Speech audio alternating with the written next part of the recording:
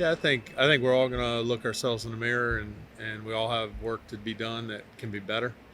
It starts with us, coaches, putting the guys in better situations, and getting some of our guys some more targets early, and making sure that they get involved, and that'll help Jacoby's process. It'll help everybody's execution. George, why not go to two? Oh, I'm sorry. Sorry about that. So you get guys more targets, are these specifically like Devontae Parker? Yeah, I think we all know that we got to get him the ball, and he's a productive player for us. So if we can get him involved early, it doesn't need to be every play, but him, Mike, get the backs involved, get all the other tight ends and receivers involved too. It'll help the execution. I was going to ask you, George, why not go to more up tempo early just to get out of this rut the offense has been in for 4 games? Yeah, I mean we gotta move the ball to get into some type of tempo. So first downs are the big part of it. We didn't really convert at a consistent base, last game. So How is the receiver separation? I don't have access to Joe's numbers yet. yeah, NFL doesn't do it for 36 to 48 hours. But it looked like there were some moments yep. where Jalen, Mike, Devontae were creating separation. What are you seeing on the ultimate team in regards to separation and some missed opportunities?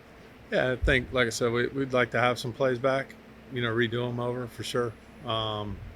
It's the NFL, separation is a big word, and there's not a lot of it at this level. When it is, we need to hit it and take advantage of it. So like I said, there's definitely some plays we'd like to have back, coaching and playing, and all we can do is learn from those and move on. It's early in the season, and there's plenty of games left.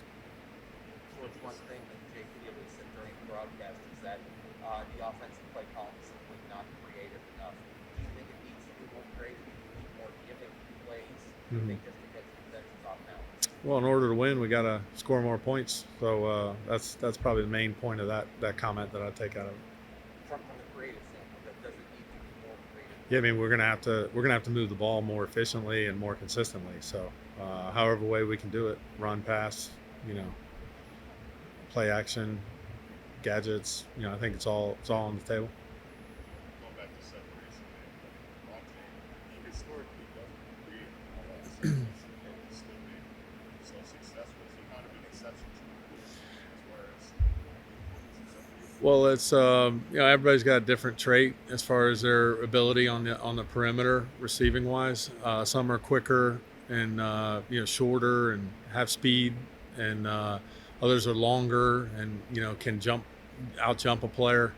And Devontae can get open early in the route, and if it's a contested ball, can jump up and get it. I think when you look at his career, that he's made a good living doing that, and it's covered. Going back to Joe's separation. I mean, there's zero separation, and he's making the catch. So that part of it, it's the NFL, and it's a one versus one matchup when that ball's in the air. Which it sounds like that's a deep role. So it sounds like it's just a matter of Jacoby has some trust in him to make a play. It's not obvious. Yeah, and sometimes there's a time to throw it, and there isn't a time. So it's picking the right time, and he definitely needs his opportunities out there, Devontae, and down in distance, and a lot of that goes into that decision.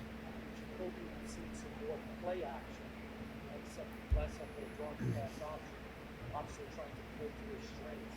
How much has the offense had to change to accommodate Jacoby's strengths? And how challenging is that when the two quarterbacks don't really have the same skill set and strength? Yeah, I mean, in the training camp, you go through each player and what they're doing, and try to build basically a menu of plays that feel like they do best. It's our job. It's the NFL, so guys get hurt, and the next guy's up, and we're gonna have to, like I said, do a better job of putting those guys in a better situation to succeed. There have been very few throws 20 yards or more early in games. Flo told us Sunday a couple were called or were changed by Jacoby based on the defense. Is there ever a time where you are tempted to call more vertical throws and say to yourself, I don't think our protection is good enough to do this for this particular player, this particular game? Does that ever happen?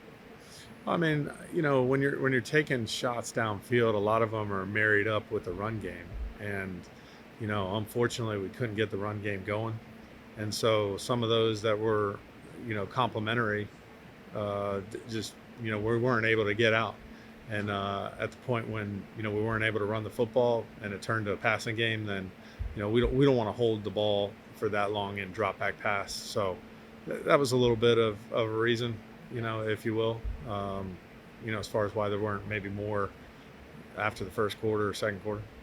Is there hope to call more moving forward? Yeah, I mean we'd like to get as many as we can, and again, like some of them are complimentary and some of them are one-offs, if you will.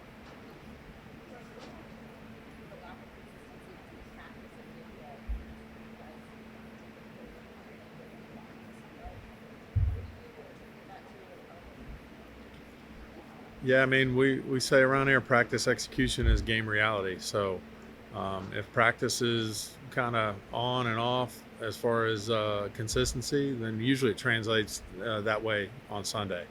We're trying to get to know each opponent, and so our team, our show teams, give us good looks, and that's as realistic as we can get till game day. So we need to be more consistent in practice, and that'll pay off more in the game. It's still early. Elaine told me not to pay. He told Mary not to pay. He said only the media boys pay. He might be cool. Yeah. But the question is about where you would like to see the offense go. Thinking about over the next 4 games or the next 8 games, what would you like to see from the identity? Yeah, I mean we got to be more consistent. I mean, it's a bottom line. I mean, can't go 3 quarters without putting up points. I mean, it's simple as that. And I think our guys know that. And there's plenty of reasons. Penalty, negative play in the run game, negative play in the pass game, poor throw, drop, bad play call. So all those factors are part of why we can't be consistent right now. And that's our goal each week, is to put that behind us and move forward, but learn from our issues that really showed up on game day. One thing I was confused about was personnel selection of running back. As you know, he's expected Malcolm to have a good career, but obviously Miles definitely yards per game from scrimmage last year. Mhm. Savant had the highest per carry average of anyone on the roster last year. So why was the decision made, at least the last couple of weeks, that Malcolm was more prominently featured over the other? Yeah, I mean, it's just like you said, that group's a running back by committee. We love Miles and we love Malcolm and Savant. So, that group's gonna, they practice during the week, and when they're done with practice at the end of the week, the carries will be kind of distributed that way. But we love them all, and ideally we're getting the ball to each one of them on every play. But we know we can't do that. This will be a big challenge this week, and we're going to need their productivity. Ideally, would you like to get Miles to carries a game under snaps for get limited Sunday, but Right. the number higher ideally. Yeah, I mean, I think again, there's a lot that goes involved with that, whether it's a protection or that we might need a certain player on. So I think you look at everything in hindsight, and there's always things you'd like to adjust. One last thing on Malcolm, as far as starting the last couple of weeks, I know that's not based on that, but in this case, he did get the vast majority of the snaps. Is it more a function of A, Malcolm had the best week of practice last week, or B, we like the idea of having our biggest back perceived-wise, a power back in the lineup, or is it a combination of A and B? I think we go to the game, we're trying to see what factors help us to start the game as fast as we can, helping the line out, helping the quarterback out, and so I'd say there's a little bit of everything that goes into that decision. Both those there, the ones that Lot, I mean, there's a lot of factors based on tendencies, based on what we're putting out there and run or pass. So. One thing Flo said yesterday, he said, I still like the play calling system. He said the plans are good. How is the system going? There's been tons of talk. You, Eric, Charlie, everyone's talking. Then you give it to Charlie, then Charlie talks to the quarterback. It seems complex. It seems like a lot. for some of us, how do you think it's getting better? How's it going? I mean, I think it's our process is what it is, and we know that we got to improve it. It's the bottom line. I mean, there's really nothing around, that we've been practicing a certain way for quite a while, and we gotta improve our production. It's the bottom line. Do you think your offensive line is playing well enough to run games? Yeah, I mean, I think the word consistent. We'd like to use at every position, and on offense, we got to improve every position. It's not going to be a one-stop shop fix. It's not just a quarterback or just this lineman or that back or this tight end or that receiver. So, it's coaches included, and that's our goal this week. And to borrow a Joe Shad phrase, like, I want to learn something this week. So I'm curious, you are hardly the only offensive coordinator who does this. Brett Lashley, Mike Hartman did this last week. Why run shotgun out of fourth and very short on a running play? What's the upshot? What's the upside? Yeah, there's a lot of factors that go into it. It's not just obviously when the play doesn't work, there's a lot of questions, and we know that. So, we gotta make those plays work, whether we're in the gun or underneath center. What's the advantage though of running it from a shotgun on a very short yardage? Yeah. Is it just being able for the quarterback for the running back to get momentum going toward the hole? Just not a specific play you call, just general football knowledge. What's the reason?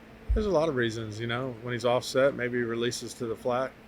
Maybe the back's 2 yards up tighter than he would be, in a normal alignment. Linebacker's offset a little bit. There's quite a few factors that go into it. There's some successful plays that are better in the gun, and some that are underneath center. So I think there's a wide variety of reasons, and nothing particular. What gives you pause for optimism that the yards per play statistic, I know it's just one minute, is bound to increase, that it will improve? Yeah, I mean, it's early in the season and we got to improve, and we made some changes up front, some moving some guys around, running back.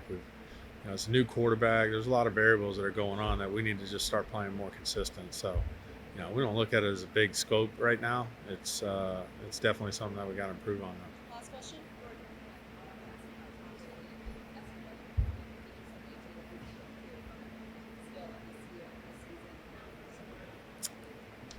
Yeah, I mean, all right, just being the 3 years I was there with him, I mean, he's the ultimate pro.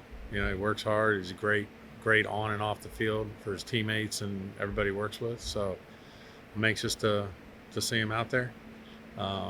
Say hello to him. Thanks, George.